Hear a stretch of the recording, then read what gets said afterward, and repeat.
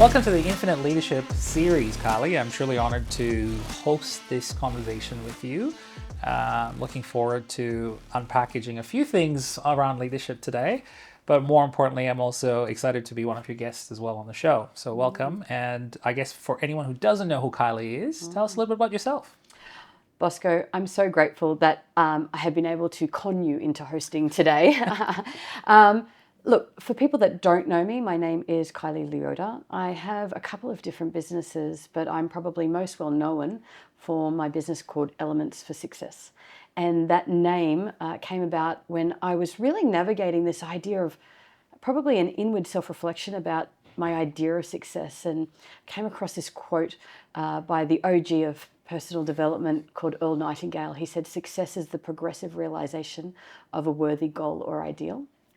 And that was like, whoa.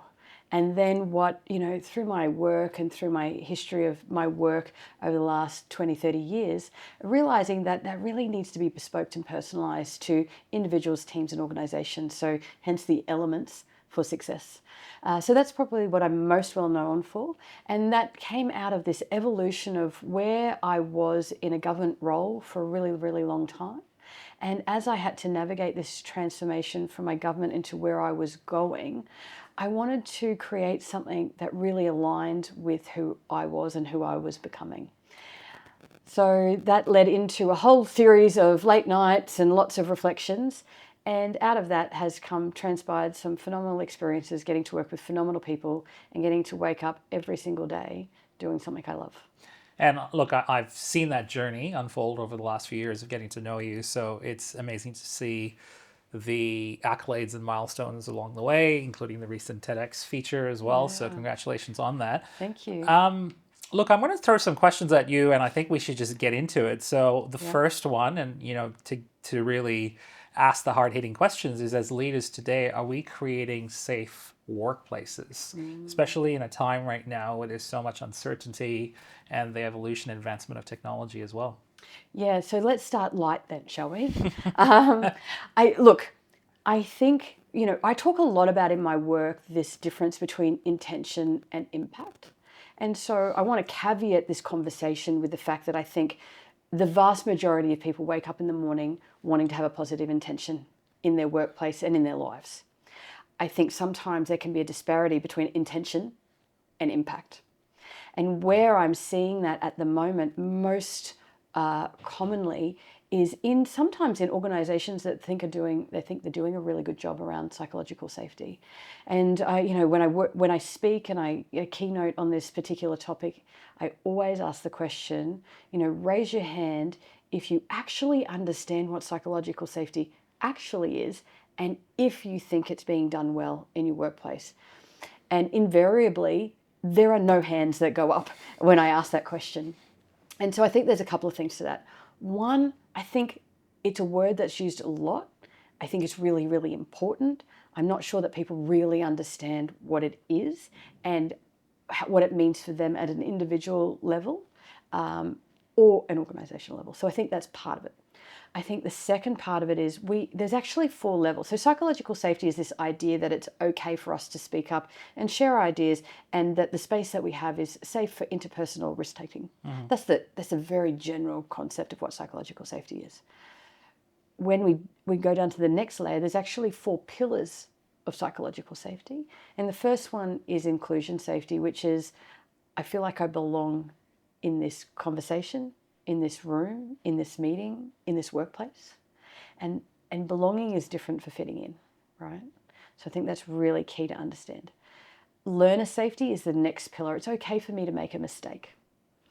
And I think we are much better at giving that grace to children than we are to adults, if I'm completely honest with you. Yeah. Coming from an education background, that's something I observe all of the time.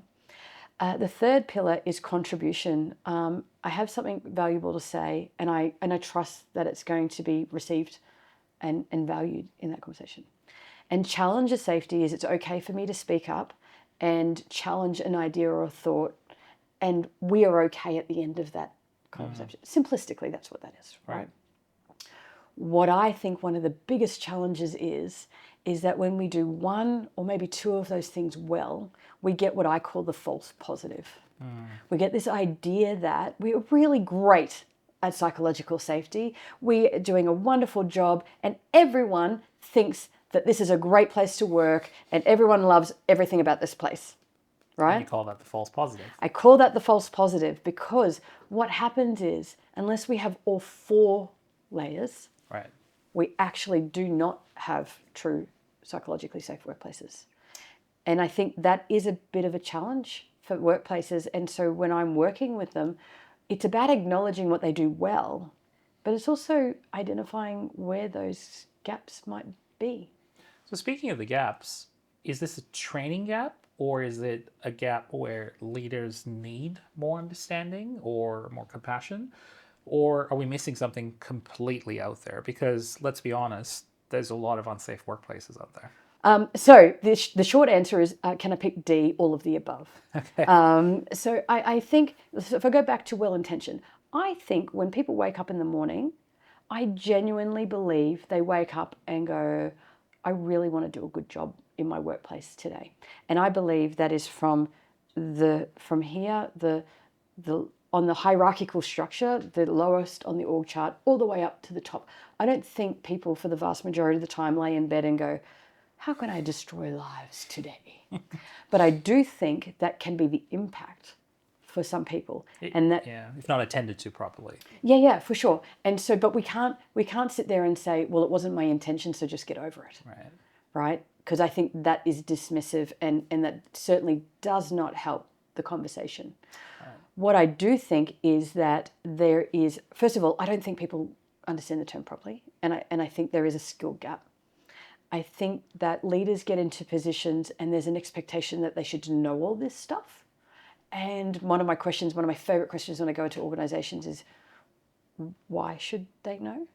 Like, did you magically get your leadership badge and acquire all of this knowledge that maybe you haven't had the opportunity to learn? Or were you just optimistic with your manifestation, right? Absolutely. I manifested this into existence, but we didn't manifest all the knowledge that is required to go with that. I think the other part is, in a really fast, rapid-paced world and a fast, rapid-paced organization, sometimes we forget that we focus on a process and we forget there's people every step of the way in that process. And everybody's view of what that looks like is different. Okay, well, now that we've opened that can of worms, let me go open up another one. And this is around generational differences. Yeah. So I'm sort of floating this question up in 2 different perspectives. And the first one is, how are the generational differences impacting our workforce? And I'm sure it's connected to safety as well. But more importantly, what are leaders doing? What do they need to know about the future generations, Generation Z or Gen Z and Generation Alpha? What do we need to be prepared for? Yeah, as someone who's raising a Generation Alpha, watch out, world. They are here to make a difference in the world. But I go into organizations where we have Gen Z all the way up to, there's still some leaders that would constitute the baby boomer, right? So Gen Z, millennial, Gen X, boomer. So we're going across 4 generations of styles, expectations, learnings. And what I hear is that there are some cross-generational frustrations that absolutely come with that. With grace, I think that different generations have been raised very, very differently with different expectations about what's okay and what's not okay. And I do often have a little bit of a giggle because Gen X actually raised Gen Z. So, when Gen X leaders are complaining about Gen Z, I'm like, we literally created them. But there are a couple of things that I think are really, really key. Baby boomers and Gen X, we were definitely raised on a hierarchical model and a compliance model. And the way that you demonstrated respect was compliance. Right. Sometimes that was great. Sometimes maybe not so much. And I know that we look very young, but we both have worked in those environments where compliance came at a cost. If we go down to our millennials and our Gen Zs, what we're seeing is we raised people that we didn't want to just comply. The challenge with that is we haven't, go back to psych safety, we haven't created space to hold space for that perspective taking, right? The secondary part of that, I think, is, there's this recent research that's coming out that was presented in US Congress just recently that talked about that what we want in our generations is that every generation that is coming after us is smarter than the generation before us. And what the research is actually telling us is Gen Z are the first generation to not outperform cognitively on all the tests and the measures that they're looking at schools and stuff like that. They're not outperforming the generation before. So that in itself is such a fascinating piece for me, because I think sometimes there's an assumption made by baby boomers, Gen X, even millennials, where we sit there and go, Gen Zs have only ever existed with technology, so thereby they should be able to navigate all of these things really, really well. But because they've had such split focus, and because they've had so many different things that they've had to compare themselves. I compared myself to my peer in the classroom next to me. I didn't have to compare myself with the whole entire world. Right. So now we've got all of these different things where technology, whilst is a gift, has come at a cost for some of these generations, and that's affecting well-being, that's affecting different things. So the additional layer to that is, generations, the older generations, we had a bit of a suck it up methodology. How's that working for some of us now that are sitting on that burnout scale because they felt like they had to suck it up? And I'm sure for some of us, I'm glad that we don't have cell phone footage, or Oh we don't my live goodness. in that cancel culture. Thank the Lord. I think it's a different scenario there as well too, right? So, but that's a different pressure, right? So yeah, we grew up absolutely. not having to worry about the fact that could be filmed, or somebody could be recorded, or all of those kind of things. But this new generation are raised with much more awareness of things, much more permission to speak up about things, whether or not they do or not, or feel safe enough to. That's a whole other conversation. And a lot more pressure points too, right? A lot more pressure points. Especially because there's a third screen or multiple screens. We're living in a world now where there's so much transparency and visibility as well. So the other thing that I think is so fundamentally important is that you only have to go on to a LinkedIn post to hear about micromanagement as a construct and how awful and terrible it is, right? There's no one here in this room or anyone that would sit there and think that micromanagement was a good skill. What I have learned and understood generationally is that different generations can often have different levels of autonomy drivers. So older generations tend to have a higher autonomy driver, which means that once you give them the task, they want to be trusted to go off and do the job. And they want to be left alone to go do the job, right? Do not interrupt me, do not pass go, do not collect $200. Let me do the work and then I will come back to you. Because that's how we were raised. That was actually how we demonstrated our skill set in the workforce. Sometimes the younger generations can feel abandoned by their leaders because we think we're giving them autonomy. And what they see is they're not seen and checked in on, and their well-being is not monitored because we've left them to their own devices. And look, that's a very generalized statement, and there will be certainly older generation that would like the check-in, and there'll be young generation that want to be left alone. So please do not take that as a blanket rule. But I do think autonomy drivers need to be looked at. And what that means is, whereas someone coming in and saying, hey, Bosco, what have you got on your plate today? And you're like, stop micromanaging me, man. Just let me do my job. Whereas someone else, a younger generation, might go, oh my gosh, they really care about me. They care about what's on my plate today. So it's not a one-size-fits-all model. But I do think that what may be perceived as older generations as micromanagement, and there is an element of micromanagement that is exceptionally bad, and that's a whole topic for another conversation. But checking in with your team about what they need from you as a leader may actually be the key to some of our younger generations feeling supported and cared for, which is ultimately going to get you a better outcome from them. It's definitely a different melting pot too, right, of different perspectives. Sure. Looking at your journey and reflecting upon the journey of leadership, what's one thing that you have taken or learned that has served you today in your quest to support other leaders? I've certainly leaned on you over the years to come to you for, it can get pretty isolating at the top, and sometimes you need to voice those things in your head. And so leaders sometimes don't have that support group as well. But when you look at the work you're doing today and supporting a lot of the leaders on the ground, what have you taken from the past that you're applying right now in your present and the future? So I think it's so true that sometimes we create the things that we wish we had. And so in my journey, like I was an early leader. I got promoted on the skills that I had, not necessarily the skills I needed. And I think that's a very true story of an Australian leadership journey. I think if you interviewed 1,000 people, they'd probably all, the vast majority of them would have a similar sort of story.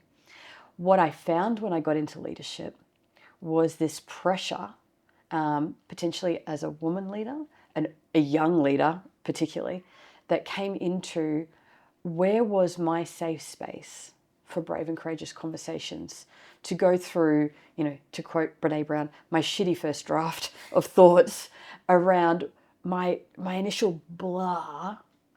Where could I do that without repercussion? Right. So that when I then was leading, everyone got the very best version of me, because they got the edited version that was emotionally regulated, that was grounded, that I had time to process my thoughts out loud in a safe space. And so I can honestly tell you, I didn't have that for the vast majority of my leadership journey, and that 100% has driven me in my work now to be that for other people. Okay. Let's take a step back then. Let's look back at that, your different defining moments, because I think you have different defining moments over time.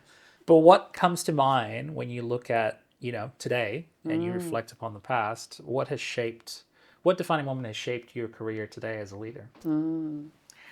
So I think one of the really defining moments is when I looked at leaders and I looked at who I thought I had on a pedestal of good leadership. There wasn't very many people that were there. I'm going to be completely honest with you. I had many more examples of what I didn't want to look like as a leader. I had many more examples of, oh, nope, that's not who I want to be. No. And I think one of the things I didn't have language for at the time, and there's a quote that says, the limits of my language create the limits of my world, Right. which is so profoundly has evolved for me, because if you don't have language to describe what it is you're experiencing, how can you expand your world? Sure. Right? So I had a leader many, many years ago, and he wasn't everybody's cup of tea. And I think people got this false illusion that he was, he gave me what I wanted, which he didn't, let me tell you, ever. No, sometimes. But what he did was, before I had the language of psychological safety, he created space for me that I felt like I belong in the room. He trusted me on that learning process and held space for me to learn. He valued my contribution, even if he didn't always agree with my ideas. And he gave me space to challenge.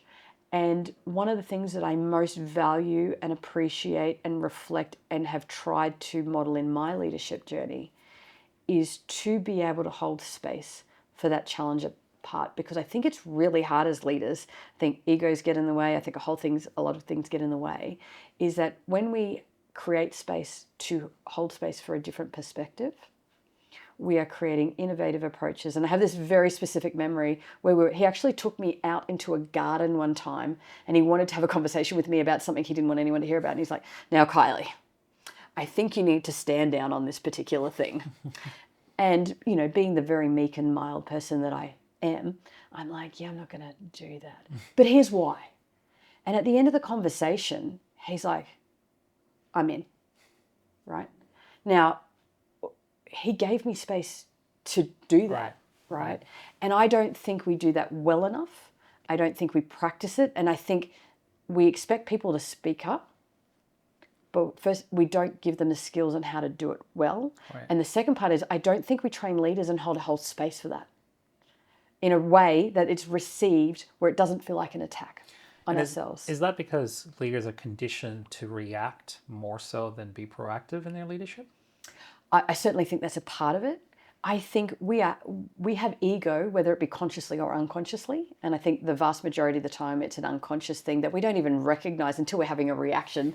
That you're like, whoa, there it is again. And I think we are trained when we get into leadership that we hold a position of power. And so when someone challenges that, we take it as a slight against ourselves, when it could be challenging an idea, and we have to separate ourselves from the idea, from that. And I think this is a really underdeveloped skill in leaders, and I think we would get far more innovation, growth. We would get definitely better retention of staff if we could develop that skill in leaders. And I credit him for being, I didn't love every element of his leadership. I do not hold him up on a pedestal for everything. But for that, I am so eternally grateful. And as things have evolved, I'm grateful that I now have the language for what that is. Yeah, and upon personal reflection as well, I think some of my personal mentorship has been someone that's created compassion and empathy and created a safe space for me and also created a platform for me to stand on, which is very important when you're starting out in an early part of your career. But let's talk about empathy in the workplace. Because you're alluding to that and we're going down that path. Should it exist? Are there different types of empathy? So empathy, I have this whole thing where I think empathy, authenticity, there's all of these words that get thrown out there all of the time as really, really key elements of leadership. But again, I think it's one of those things that are not unpacked properly. And I think so, again, well-intentioned people are misunderstanding, and the impact is that people are getting the raw end of that from not understanding what that is. So yes, and I've got a couple of, I'm very passionate about this topic, as you can tell, as I'm leaning into the conversation. So there's actually two types of empathy that we understand now. So one of them is a thing called affective empathy. And affective empathy is I'm in the ditch with you. You're going through this experience and I want you to know that I am there for you and I'm down there with you and I'm in the ditch with you. The issue is with affective empathy is where do you end and I begin, right? So as we're having this conversation, all of a sudden what you're feeling, I'm feeling. And then sometimes the risk of that is you might go away feeling going, well, hang on, this is about me. How did it become about her? Like, and that's one of the big risks that person may actually go away, even though you're a very highly empathetic person, they might go away feeling less than, or that you've managed to turn it into something about yourself. The other part of affective empathy that I think is misunderstood is when you absorb all of that, you burn yourself out. And so when people say that they're really empathetic, but they're really, really burnt out, I think that they're probably sitting a little bit more in affective empathy. The second part, which is cognitive empathy. So cognitive empathy is holding space for your perspective. And instead of going, oh my gosh, I'm in the ditch with you, I'm feeling your pain, is going, right, Bosco, that must have been really difficult. And not adding your 2 cents in, not absorbing it all, and actually just holding space for what's going on for you right now without minimizing it, without catastrophizing it, and just being there. Or trying to solve it too, because sometimes leaders think that effective listening is trying to problem solve things, but sometimes people just want to be heard. Not solve it, not fix it, not give me advice. Yeah. Is I'm just going to hold space for that and hold space for that must be really, really tough. And the secondary part of that is what do you need right now? And I think if we could spend a bit more time in cognitive empathy, which is holding space for perspective, being okay with a difference of perspective taking, I think we'd get a lot better outcomes.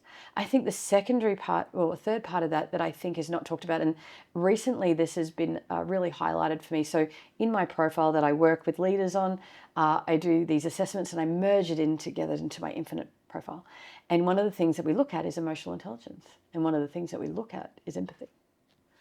And what was really interesting out of a most recent profile that I did is we scale empathy on a score level, 0 being, oh my goodness, 100 being, so empathetic. And I had a gentleman that I was leading who was a very strong leader, and his empathy score came out quite low. And as we were working with the whole entire team around what do you need and what does support look like for you, he said these really, really powerful words that have just stuck with me. He said, I was doing this very general thing about, when we're measuring empathy, there's some people in the room that have a high level of empathy. There's some people in the room that are, on the lower end of that scale. And he put up his hand and he was so, just so honest, radically honest.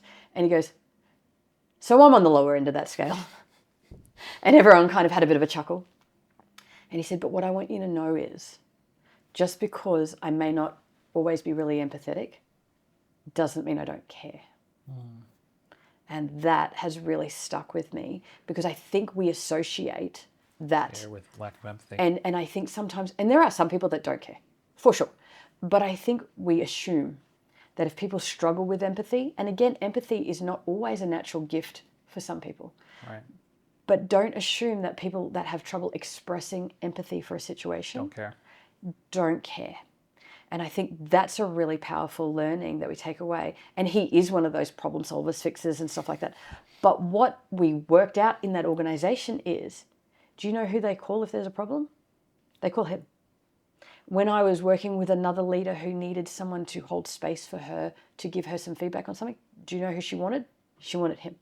Right. Because she knew he cared about her enough to be honest with her.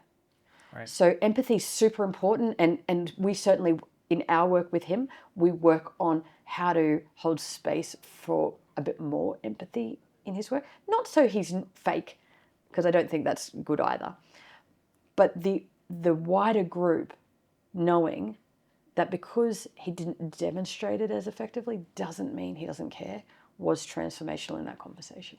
I think they've coined a term for that job description. I think they call it the shit show supervisor these days. But I actually have one of those banners in my office. I think I've got a mug too that was given to me at Christmas time from one of my colleagues.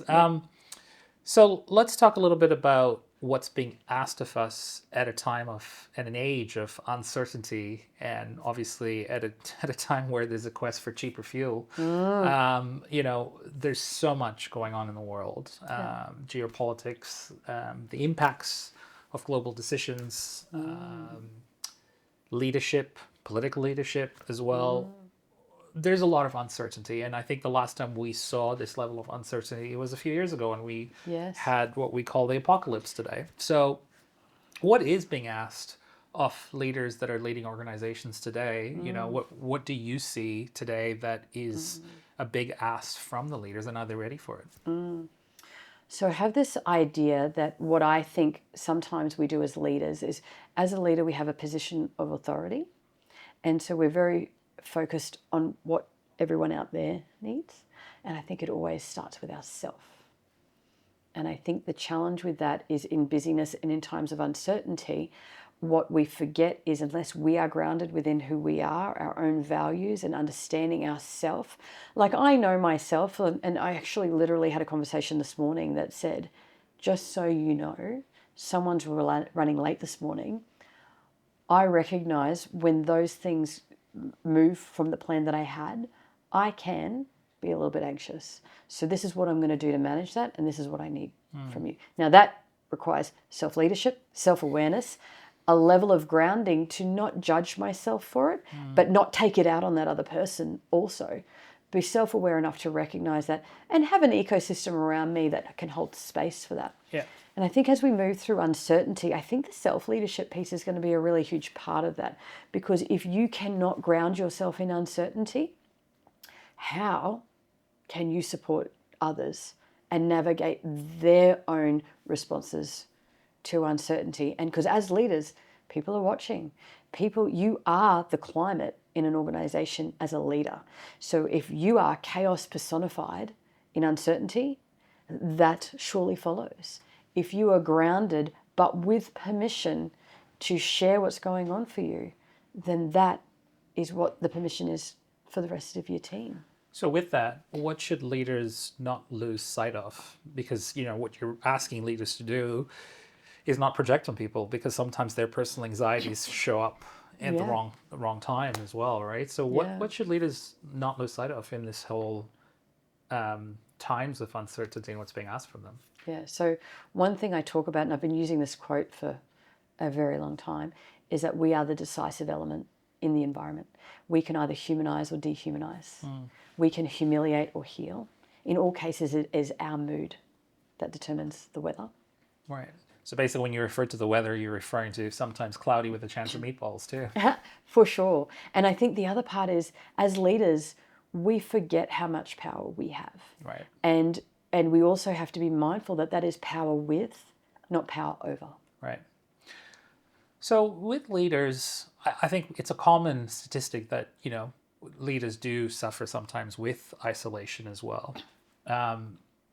But I think I chuckled recently when I read a quote that said, you're a leader when you're the last one awake at night and everyone else around you is asleep. And, it can be a pressure pot. It can be, really hard for leaders out there. Is there a thing called a silence effect in leadership today? There absolutely is. And I think it's interesting. One of my beautiful colleagues is talking about decision making and being able to sleep at night. We know that it's so funny. We look at all this well-being research that says sleep is one of the most fundamental things that we can do. How many leaders are affected by what's going on in the day that affects their ability to do that? And then it becomes this roller coaster you can't get off. And I think silence plays out in many parts, right? And I think sometimes we're quite assumptive in what we think that silence means. So sometimes it can mean we're okay. Sometimes it can mean I'm not telling you the thing because I don't feel safe. Right. I think, and then there's everything in between. So again, if we go back to this idea of psychological safety and nuance of understanding the people that not only that we lead, but our peer leadership and those that we lead up, is what does that silence mean for, when I go, a really great example is you and I, right? You and I both live very, very busy lives. If I haven't heard from you for a while and it's silent, I don't make an assumption about what's going on for you, but I do check in. Yes. Because I know for you that silence can sometimes be everything is just going amazing. It's just really full on and full tilt, and I am laser focused on the thing that I'm doing. I also know you well enough that sometimes silence is the opposite. I'm really questioning everything and I'm sitting in my head at the moment. Yeah. But I don't actually ever assume that. I check in and I get curious about that because it's not my job to tell you what it is. My job is to be there for you to share. And if you need something from me, wholeheartedly I'll be there in any way, which way, form I can be. And I think some of the times as leaders, I think the silence comes from not having a safe space for a brave and courageous conversation. And I think we feel like we cannot share that because people will judge us. Yeah. Or people will think that we're not capable of doing what we're doing. Sometimes it is. We're just busy and laser focused on the work. But I do think we need to check that silence and check in and not assume.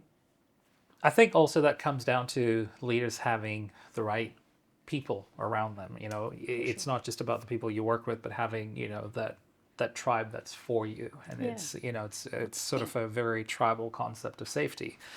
But let's imagine people as if you had a bag of Skittles.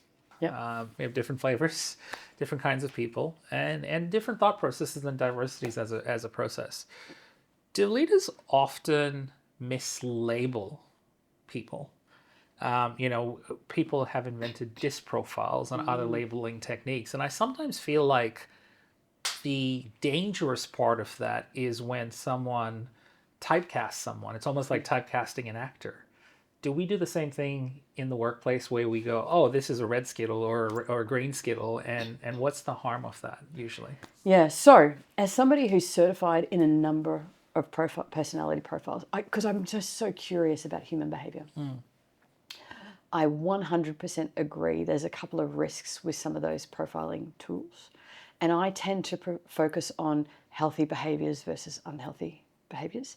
And in, bigger concepts, we talked about adaptive behavior, which is behavior that is healthy moving forward. We talk about maladaptive behavior, behaviors that can become unhealthy. And so, for example, to your point about DISC, or if you're looking at the Surrounded by Idiots concept, the REDS, they tend to be a more directive personality profile, right? And we tend to can be labeled as bad. But do you know who you want in a crisis? You want somebody who can be direct. If there's a fire, you don't want somebody who's a really supportive nature going, now let's let's have a conversation about what you'd like to do with this fight. Would you like to take the lift or would you like to take the stairs, right? So we absolutely can pigeonhole people.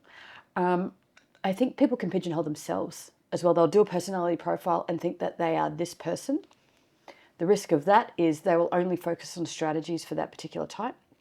And then they might go into a different work environment or they might go into a different situation and they might need a different skill set. And they may have evolved, but they've only got a certain tool in their toolbox and they don't know how to navigate that.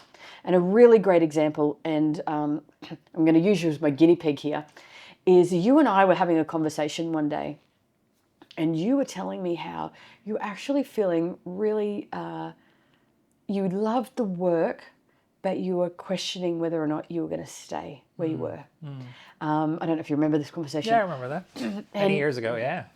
It was a few years ago now. And we were talking about how, and we were just going back and forth, and, you know, you were talking about how your boss had said something about you being a red, and, you know, the redness of your work, and da-da-da-da-da. And I remember pausing, and I don't know if you saw the weird look on my face, but I remember going, I don't experience you like that. And so, first of all, I second-guessed everything I knew and thought maybe I'm terrible at what I do. The second part I did was I went away and checked in and reread and made sure that I was interpreting and understanding the work correctly. And then I came back to you with a reflection. And I said to you at the time, I remember sitting down going, when you came into this role, what did they need you to be? Putting out fires. They needed you to put out fires. And you know why you got the job? Because you're very good at putting out fires. You are absolutely very skilled at doing that. But then we talked about this concept that has been around for a little while about your zone of genius versus your zone of competence. And you are very competent at putting out fires. You absolutely can be a great red or a great D or whatever that personality type. So mentally conditioned to do that. And you're like, I can do that. And you stepped up into that and you did a really great job. I think the fatigue that you were feeling at the time it wasn't your zone of genius, it was your zone of competence. Absolutely. And I actually said to you, I didn't actually say to you, I receive you in a different way. I said to you, where do you think your zone of genius lies? Absolutely. And I think I remember upon self-reflection as well during that period of time where I was like, I'm in a reactive state. Yep. And I was curious to explore what I would look like in a proactive state where I am today in my career, further on in my career. And you certainly look at it from a different lens now because you go, okay, conditions dictate sometimes how you show up or anyone shows up. Yeah. And I think that's probably where leaders sometimes miss the boat or tend to overlook that because they go, we have created or designed someone to be a certain way because of the conditions they're in. And sometimes when you pull people out of those conditions and put them in a different condition, you might be pleasantly surprised, or you might discover something that you didn't know about that person, right? So, and I think the other part of that I think is so imperative is that sometimes leaders need us to be things that we're capable of being, but not necessarily our zone of genius. So we can do it for a period of time, but then we have to be allowed to be back in our zone of genius. Otherwise, we will burn out. I think the secondary part of that is that we are ongoing and we're evolving beings. And so this idea of infinite opportunities and infinite possibilities means that we're a constant evolution of ourselves. And so I think we have to take personality profiles can be really helpful in terms of understanding where we are right now. But I think if we look at it through the lens of what does a healthy version of myself look like? When I'm showing up as my best version of myself, what does it look like? And when am I showing up as the less healthy or the unhealthy version of myself? Because what happens sometimes for people is we sit there and go, oh my gosh, I am terrible at this particular skill. And I question, and we've had this conversation as well, is are you terrible at the skill, or are you just, when you are stressed, frustrated, fatigued and burnt out, you have less capacity to do the skill? But when you are regulated, focused, in flow, you actually do that skill really, really well. So is it actually a skill issue or is it a regulation issue? yeah, it goes back to who are you becoming as a leader or as a person as well. Now, let's take a different direction, and this one is more around the trends that you're seeing across the industries today. Obviously, you're around a lot of different workforces, all sizes. entrepreneurs, businesses, ASX companies as well, publicly listed companies. What are some of the similar trends that you're seeing in market outside of the given technological advancements? What do you see as a big trend moving forward? Yeah, so, I think we use the word complex a lot, but I think it's true. I think our leadership and what is required of us as a leader, whether you're a community leader, whether you're an ASX leader, whether you're a CEO, whether you're a business owner, entrepreneur, the landscape is becoming more complex. The risk is that we just keep adding balls that we're juggling versus actually taking in time to audit whether they're the right things that we're carrying. I think the secondary part of that is we get stuck in being reactive versus proactive. And one of the things that I love to go into organizations and do is, if you're a fan of crime shows, you'll know what a post-mortem is. Something's happened and you're going into the coroner's office to figure out what went wrong. Right? But that's reactive. A pre-mortem is we actually go in and say, look, we've got this idea. In 6 months, if this all goes wrong, what do we think will be the things that have gone wrong, and what would we do to manage that? And it leads to this concept that I talk about all the time, is that we don't have a fire drill because we hope that there is a fire. We have a fire drill so we know what to do in a fire. And when we do this pre-mortem as leaders, we are building capacity to trust those in our charge so that if something happens, we trust them that they know what to do. They don't have to come to us. They already know what the steps are because they feel confident, they feel trusted, and they feel like they know where it's needing to go.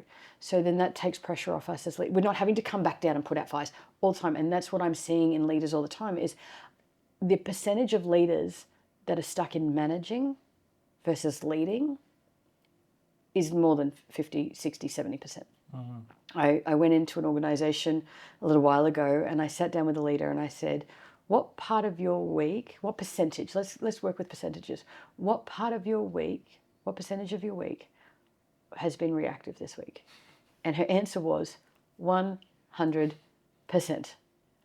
She also looked like she was about to burst into tears. She also was tired and she was also really, really fatigued.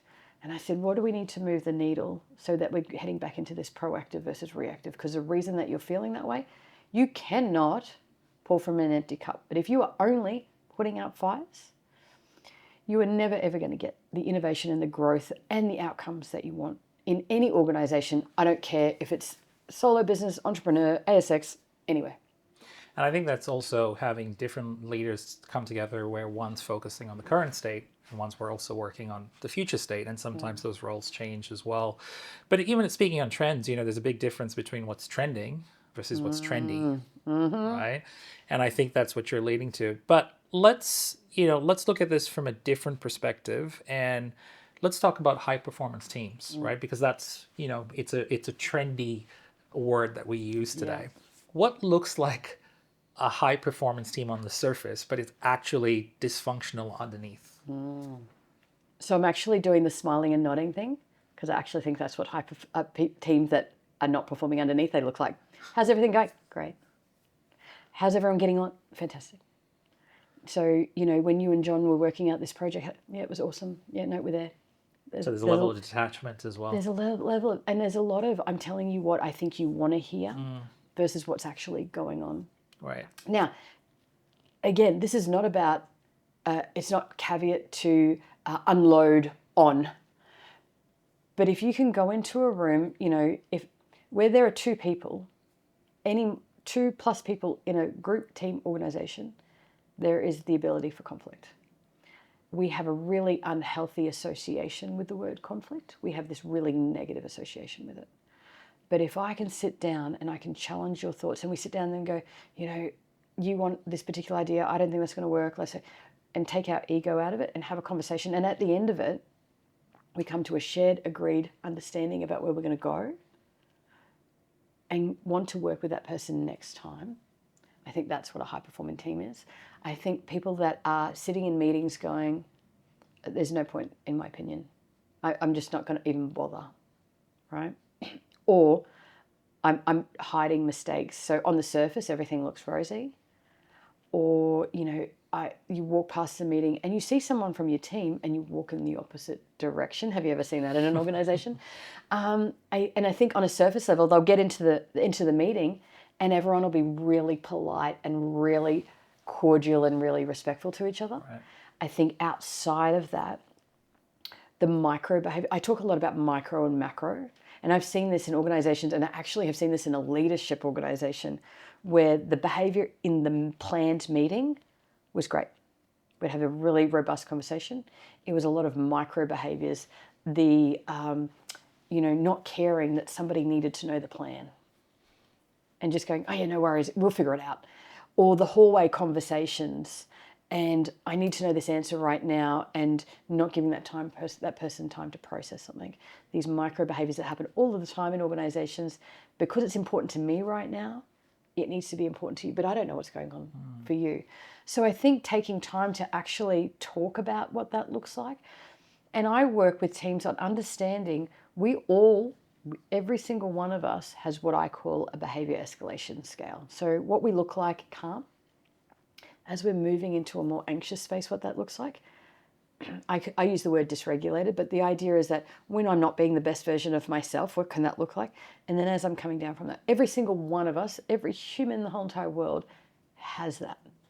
When we can sit around and say, hey, just letting you know, when I'm really struggling to meet that deadline, it's not because I don't care about that timeline. It just means that I'm really anxious because I'm maybe worried about this particular thing.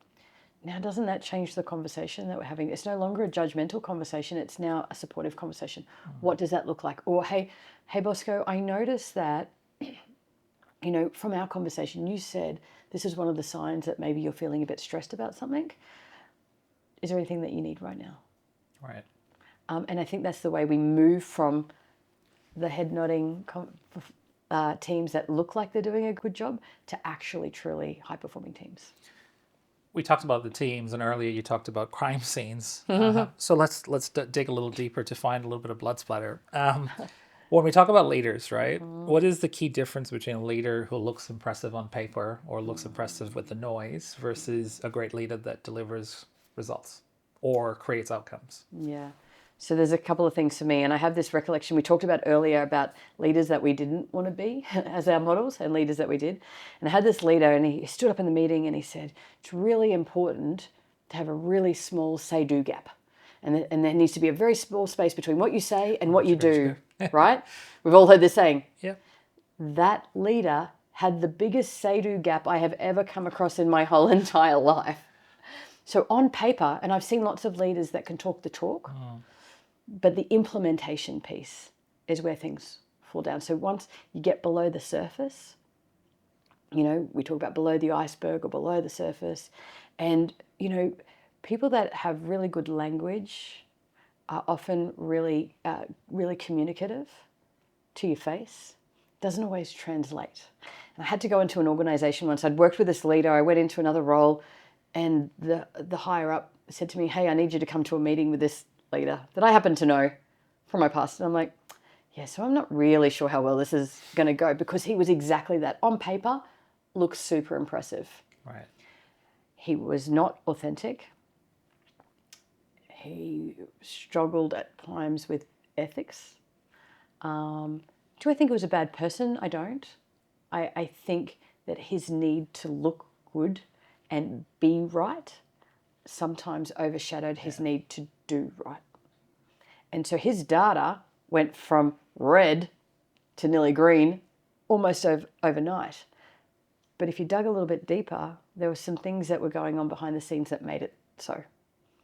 And the head actually was the one that asked me to come and point it out. And I'm like, oh, not sure how that's going to go.